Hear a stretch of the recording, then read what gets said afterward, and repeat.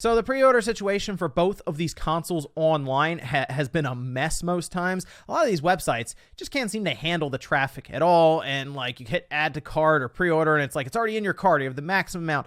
It's pretty bad, right, trying to get these things. So naturally, when you do get your pre-order in and you're really excited, it is very disappointing to get an email like a day later maybe that's like, oh, you might not get this on release day. We'll keep you informed as to when you'll be getting it. When I got my Xbox Series X pre-order to go through at Walmart, a little later on that day, they let me know that I'd probably be getting it 2 days later. Okay, so the system comes out on the 10th. I'll be getting the Series X, hopefully in the mail, like on the 12th. We'll see how that goes, because sometimes shipping can get delayed even. It's, again, it's a whole thing. I miss the days of just go into the store, you just pick it up, and that's it, right?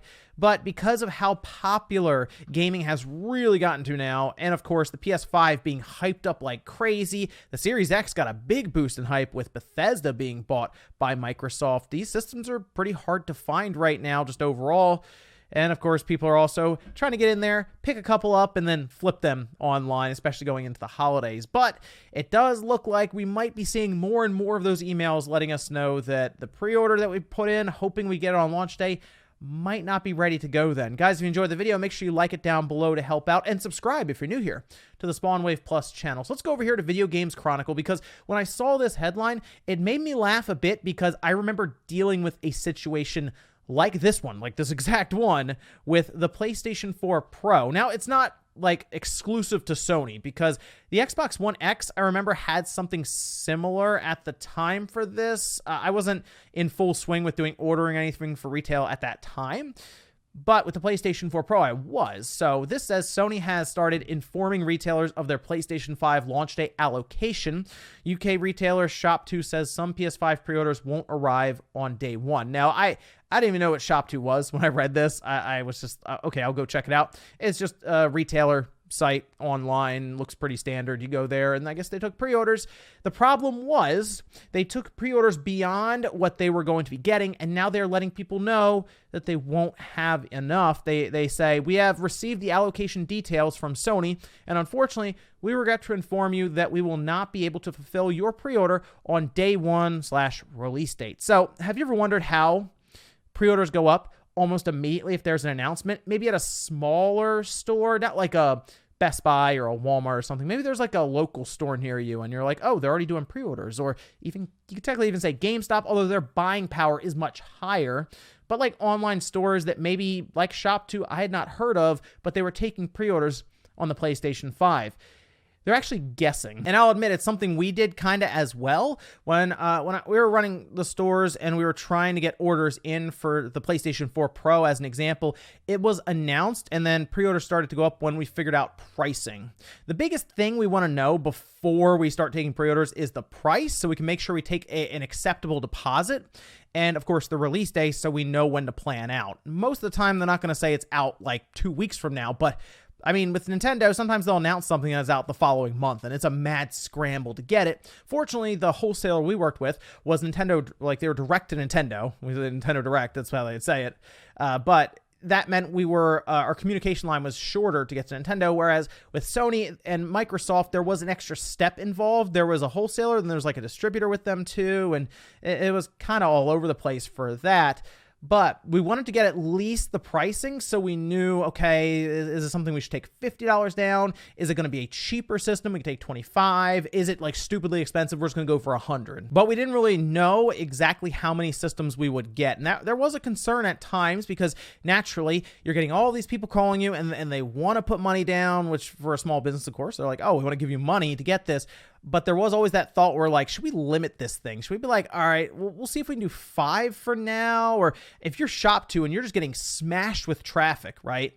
And it's just a ton of people saying, we want to pre-order, and they go a little too crazy. Sony's like, oh, you're getting like 20.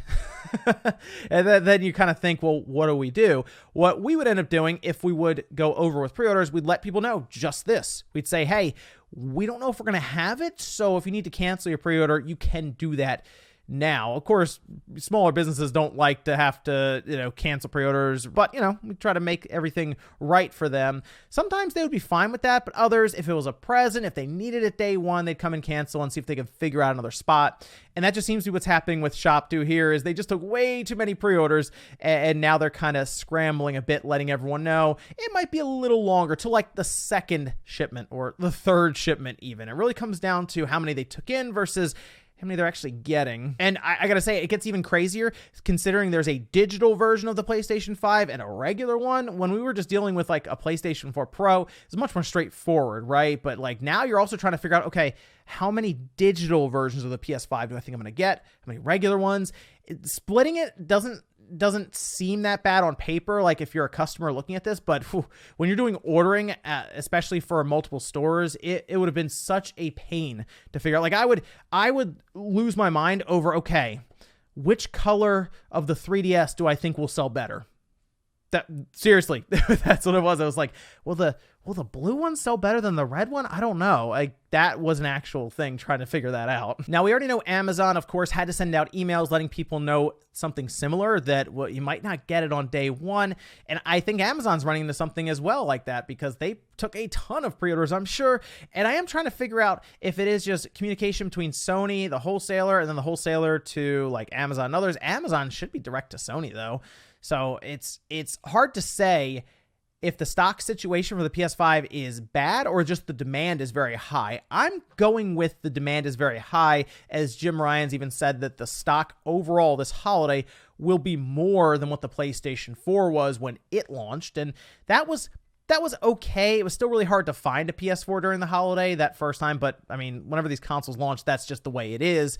So I'm hopeful that the PS5 will be a bit easier to find, but if we keep getting emails that are like, oh, you're not going to get it day one, that's going to be really frustrating for people who waited the whole time, who happened to get that rush of excitement, and they're like, oh yeah, your pre-order, it isn't going to hold you a system for day one. We'll let you know when you're going to get it. The Series X going through the same thing. Amazon had to send those emails out as well. So it's all over the place right now with these pre-orders. I think retailers are just taking more than they should be, mostly because they're guessing at allocation without getting solid answers from Sony or their wholesaler. And it's just communication is just very bad right now, with demand being absolutely crazy. But that would be my take on this situation. Hopefully it all gets worked out and Sony has more and more allocation, especially going up to launch. My hope is that they are able to at least have some on store shelves when you walk in. Like, I'm sure you might have to wait in line, but rather than have to pre-order every single one and they just never hit store shelves, I'm hoping that there is at least a way for you to maybe wait in line or something that night if you are able to, right? Maybe camp out even just to get it at like midnight or something. But let me know what you guys think about this down below. Especially let me know if you got some sort of email that said that your PS5 or your Xbox Series X or S or whatever is kind of pushed back after you had pre-ordered, expecting it to get it on day one. Thanks guys for watching. Make sure you like the video on the way out if you enjoyed it. Dislike it if not, and I'll see you next time.